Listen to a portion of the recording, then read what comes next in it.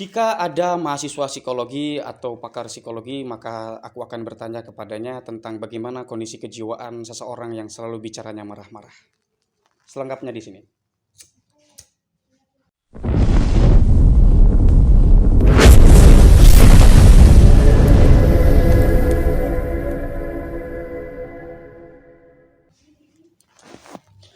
Assalamualaikum warahmatullahi wabarakatuh. Alhamdulillahilladzi qad akhrajana ta'ijal fikri li arbabil hijab wa hatta anhum min sama'il aqli kullu hijabin min sahabil jahli hatta badat lahum syumusul ma'rifah ra'aw mukhaddaratiha man kashifan ahmaduhu jalla 'alal in'ami bi ni'matil imani wal islami man khassana bi khairi man qad ursila wa khairi man hazal maqamatil ula Muhammadin sayyidi kulli muqtafa al-arabiyil hashimiyil mustafa sallallahu alaihi Allahumma damal hijayah khudu min bahril ma'ani lujaja.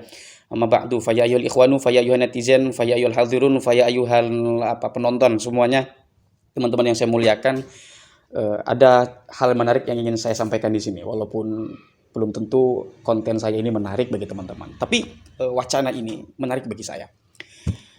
Tetapi sebelum saya bahas mengenai hal menarik ini, yaitu tentang bagaimana Kiai Haji Madzuddin Usman Al-Bantani dan Habib Bahar yang belakangan ini rame-rame tentang di dunia panggung ya, akan saya bahas, tetapi saya ingin terlebih dulu menyampaikan kepada teman-teman tak bosan-bosan agar supaya tidak saling menggunjing, tidak saling membenci, jaga persatuan. Kalau memang benar kita punya hati dan ingin bersikap bijaksana dan yang kita harapkan sungguh-sungguh adalah persatuan, mari kita tenangkan diri, sikapi persoalan ini dengan kepala dingin dan dengan hati yang lapang untuk menerima perbedaan itu. Tentu mengapa? Karena dunia kritik dalam keilmuan itu adalah hal yang niscaya.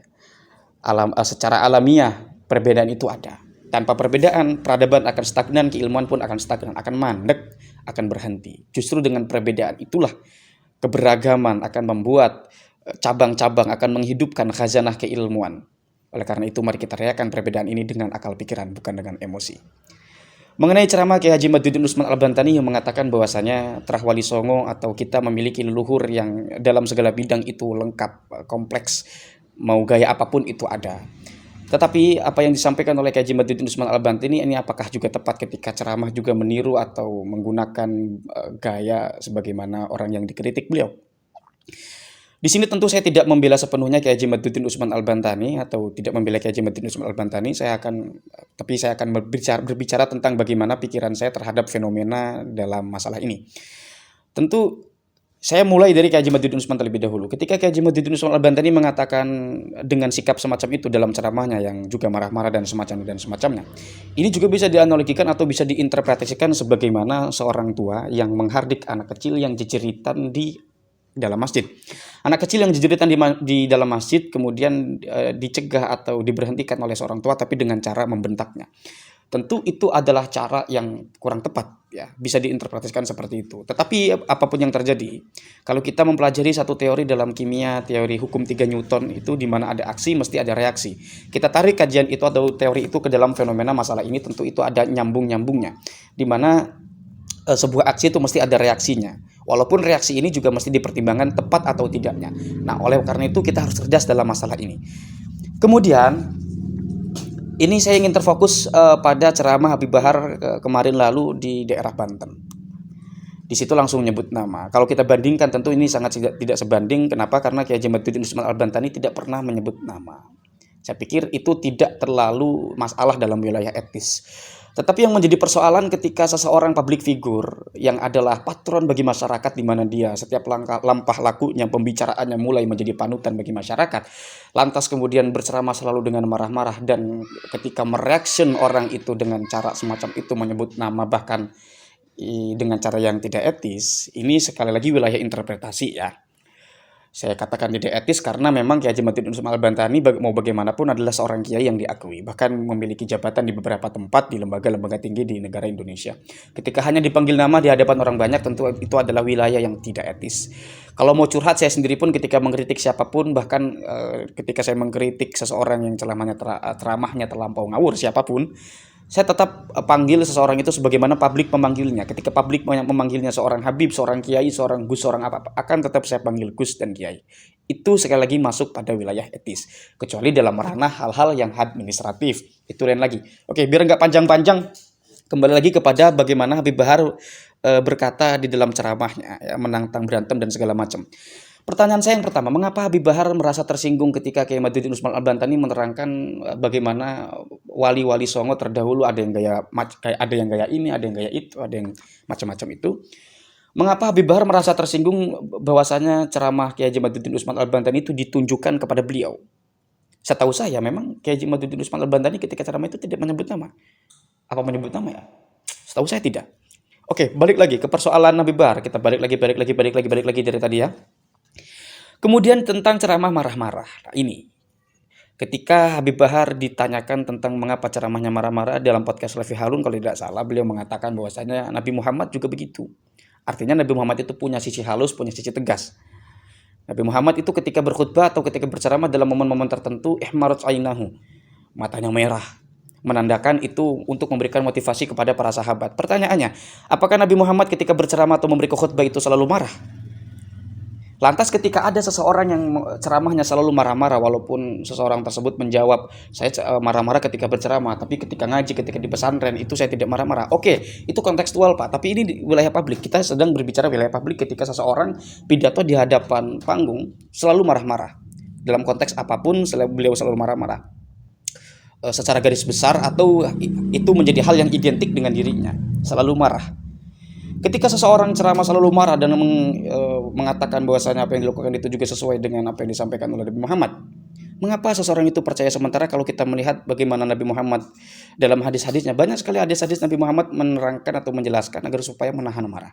Bahkan bagi santri ibtidah, melihat bagaimana pelajaran-pelajaran di dalam santri ibtidah yang masyhur di pesantren-pesantren itu ada hadis arba'in untuk dihafal.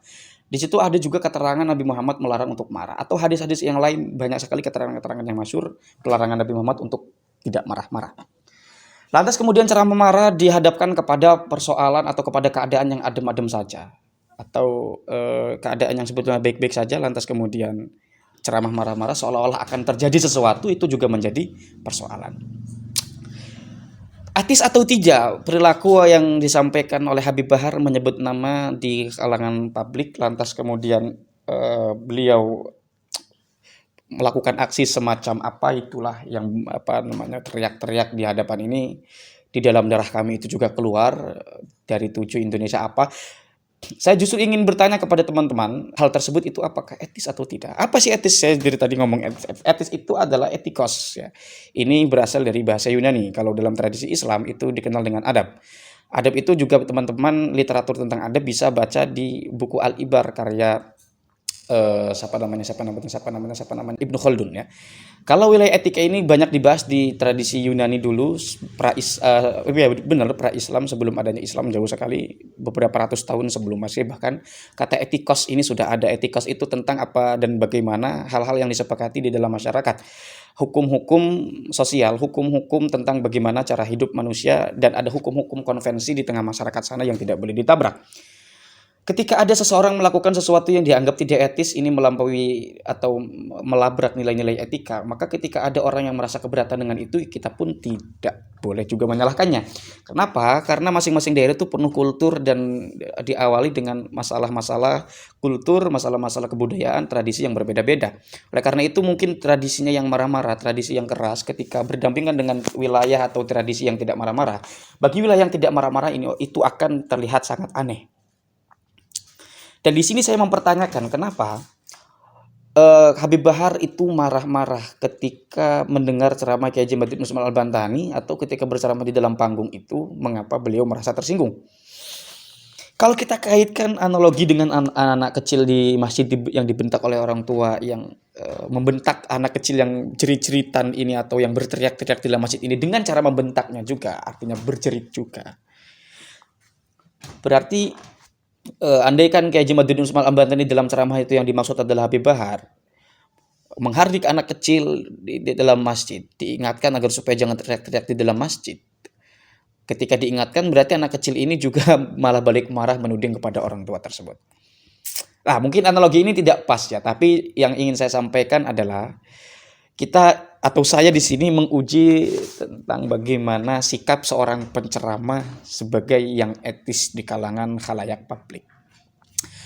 Pertanyaan-pertanyaan tadi sudah saya jawab ya. Artinya ketika manusia itu ceramahnya selalu emosi, menggebu-gebu, dan matanya selalu melotot dengan juga tergesa-gesa. Ini seseorang ya, tidak termaksudkan kepada satu orang saja, siapapun. Maka ketika ada seseorang yang adalah pakar dalam kejiwaan, katakanlah dia psikolog, maka saya akan bertanya tentang apa kejiwaan yang dialami oleh seseorang tersebut. Apakah dia normal sebagai manusia atau sebagai pribadi yang tumbuh karena memang kultur diciptakan oleh kultur lingkungan seperti itu, atau memang ada kendala-kendala tertentu di dalam kejiwaannya. Nah, itu mungkin pertama ya. Dalam arti kita di sini sebagai manusia yang beragama, memiliki kebudayaan patronitas, artinya kita al-ulama warasatul anbiya itu memang diamalkan di sini ya secara kultur. Karena mengapa? Karena tentu pengaruh otoritas seorang ahli agama di tengah masyarakat itu sangat berpengaruh besar sekali di Indonesia, dan itu adalah bagus, ada sisi bagusnya walaupun ada konsekuensi nggak bagusnya. Itu sudah wilayah konsekuensi mah pasti ada, Pak. Terlepas daripada itu, ianya juga akan menjadi masalah ketika seorang yang dijadikan patron itu atau agamawan itu ternyata tidak bisa amanah untuk menjalankan atau mengamalkan nilai-nilai dalam keislaman. Benar. Ada satu cerita, Nasruddin Hoja adalah seorang tokoh sufi ketika dipinjam keledainya oleh seseorang tetangganya. Tetangganya datang ke rumah Nasruddin Hoja dan ingin meminjam keledainya. Tetapi ketika dipinjam, Nasruddin Hoja mengatakan bahwasanya keledainya itu sudah dipinjam oleh tetangga yang lain. Ketika tetangga yang ingin minjam ini ingin balik badan, ternyata keledainya bunyi. Dan ketika tetangga yang ingin meminjam ini balik badan dan menanyakan kepada Nasruddin, itu Nasruddin keledainya ada bunyi. Terus kata Nasruddin yang adalah seorang kiai yang sufi menjawab kepada tetangga itu, "Loh, kamu percaya keledai atau percaya sama saya? Itu kan keledai, ini kan saya yang ngomong. Kiaimu, gurumu, kamu percaya mana? Keledai atau saya?" Itu sebetulnya sindiran dari Nasruddin agar supaya kita itu melihat realitas, memaknai sebuah fenomena itu berdasarkan keilmuan-keilmuan.